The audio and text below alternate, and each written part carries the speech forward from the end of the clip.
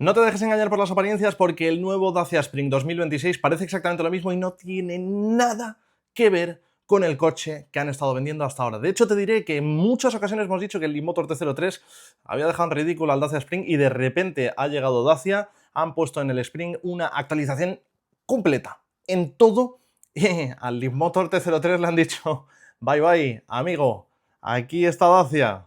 Voy a enseñártelo todo sobre él. Bien, vamos a partir sobre la base de que, como te digo, la carrocería y el habitáculo del nuevo Spring son exactamente iguales que lo que ya teníamos en el Spring 2024, ¿eh? Pero toda la parte mecánica, eléctrica, es nueva. El nuevo Dacia Spring 2026 es un coche más potente, bastante más potente, que era algo que necesitaba el coche, porque precisamente ese era uno de los atractivos del Leapmotor T03. Además, tiene una nueva batería, que de hecho estrena tecnología que vamos a ver más adelante en Renault.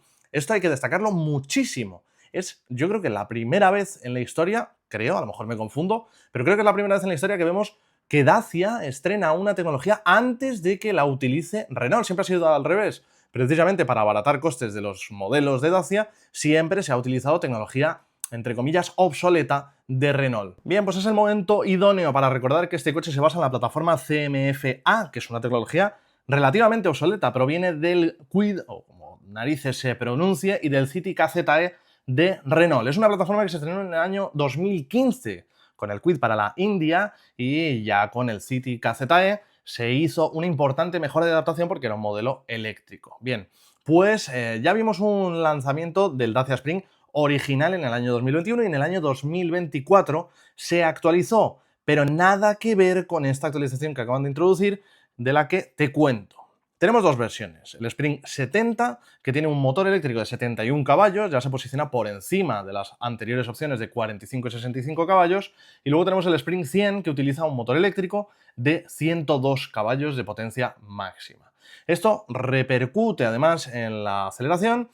Ahora tenemos que el nuevo Dacia Spring 70, la versión inferior, pasa de 80 a 120 km/h en 10,3 segundos y el Spring 100 lo hace en 6,9 segundos. Para que te hagas una idea, las versiones anteriores del modelo lo hacían en 26,2 y 14 segundos respectivamente. Y esto es fundamental porque el coche, al final, el Dacia Spring está pensado para un uso sobre todo en ciudad, pero es un coche que también sale a zonas interurbanas y que también se puede plantear otras cosas. Entonces, evidentemente, las recuperaciones entre 80 y 120 son algo realmente muy importante. El cambio, digamos, más importante está en la introducción de una batería LFP. Sí, es curioso porque el Spring utilizaba una batería NCM. Anteriormente era de 26,8 kWh de capacidad de almacenamiento energético y esta nueva es una batería LFP de 24,3 kWh de capacidad de almacenamiento energético.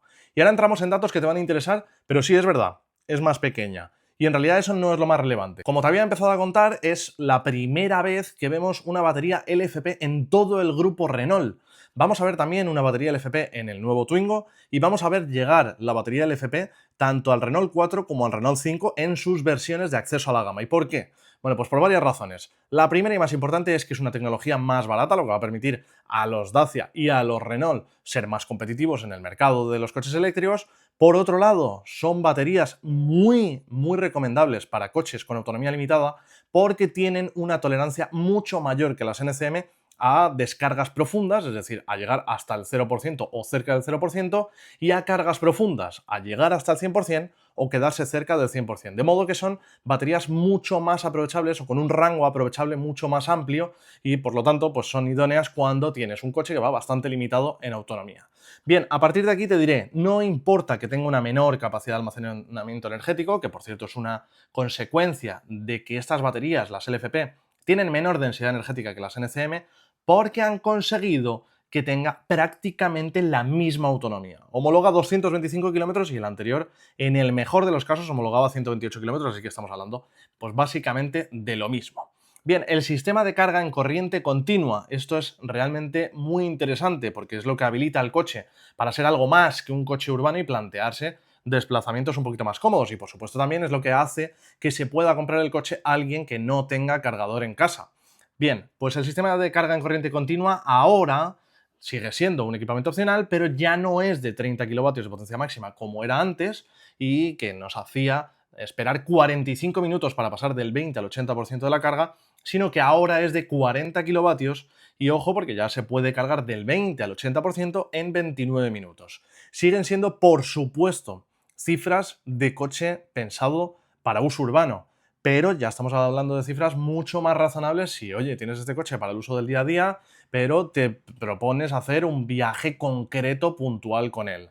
Bien, además de esto, tenemos carga en corriente alterna exactamente igual que en la versión anterior, de 7 kilovatios de potencia máxima, y sí que es verdad que ha mejorado el rendimiento incluso en este sistema de carga, porque ahora podemos pasar del 20 al 100% de la carga en 3 horas y 20 minutos, y anteriormente se necesitaba de 4 horas. Te contaba antes que estamos hablando de una plataforma que en realidad no es que esté obsoleta, pero sí que es verdad que es un desarrollo muy antiguo, pero aún manteniendo la misma plataforma en el coche, porque así evidentemente el desarrollo se simplifica y los costes también se reducen, aún así han hecho una serie de modificaciones muy importantes, como por ejemplo reforzar la parte central del chasis, que es precisamente donde se asienta la batería, con el fin de incrementar la rigidez estructural del vehículo.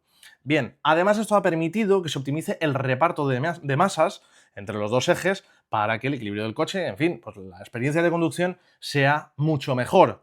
Por cierto, el motor T03 también era un coche mejor a nivel de comportamiento dinámico. Ahora, con estos cambios, probablemente la cosa esté igualada o quizá incluso el Dacia Spring se posicione por encima en este sentido.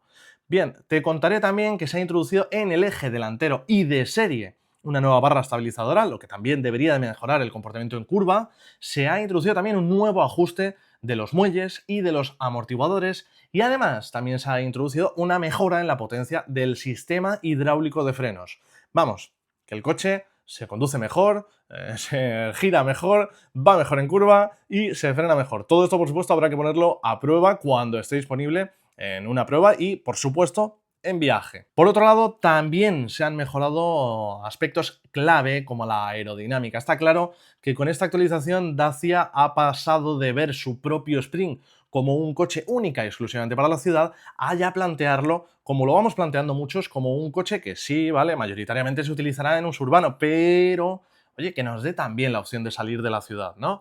Bien, lo que han hecho es cubrir una serie de partes inferiores de la carrocería, vamos, carenar los bajos y además añadirle un nuevo alerón en la parte superior del portón. Lo de carenar los bajos sencillamente busca que el flujo de aire pase sin tanta resistencia y que además pues, se reduzcan las turbulencias en la parte inferior. Bueno, para que te hagas una idea, en datos así un poquito más técnicos, el coeficiente aerodinámico antes era de 0,743 y ahora es de 0,665.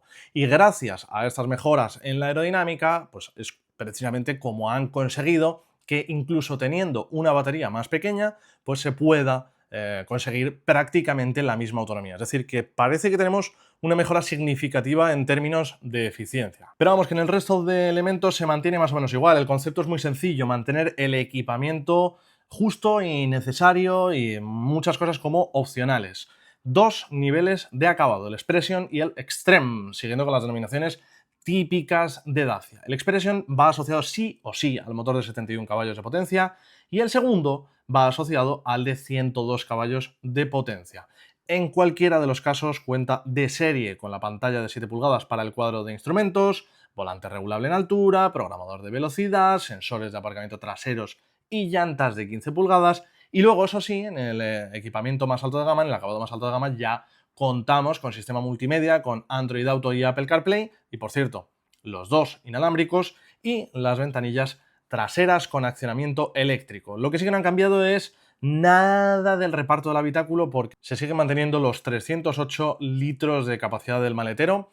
Y yo quiero decir que me parece muy interesante. Es verdad que ha habido un pequeño chasco o una extrañeza porque se esperaba que para comienzos del año 2026 pudiera llegar una generación totalmente nueva del Dacia Spring basada precisamente en la tecnología del Renault Twingo, es decir, sobre la plataforma AMPR Small con esta nueva batería LFP y una serie de mejoras técnicas realmente relevantes y un cambio radical en el diseño. De hecho, Denis Le Vot, el ya ex CEO de la marca Dacia, publicó a principios de año un teaser en el que se veía un coche con formas muy cuadradas, muy rectas, como un aspecto todoterreno, como un llevarse el diseño del Dacia Bigster a un eléctrico urbano utilitario. Bueno, y en realidad, al final, ¿qué es lo que ha pasado? Pues que de momento el Dacia Spring continúa como era, mejora de una manera muy destacable y se convierte en un coche muchísimo más interesante y sin subir de precios. Y en paralelo se está desarrollando otra idea que es el Dacia Hipster, del que también tengo un vídeo en mi canal y lo puedes ver ahora mismo cuando te termines este. Si te ha gustado este vídeo, ya sabes, dale like, suscríbete y nos vemos a la próxima.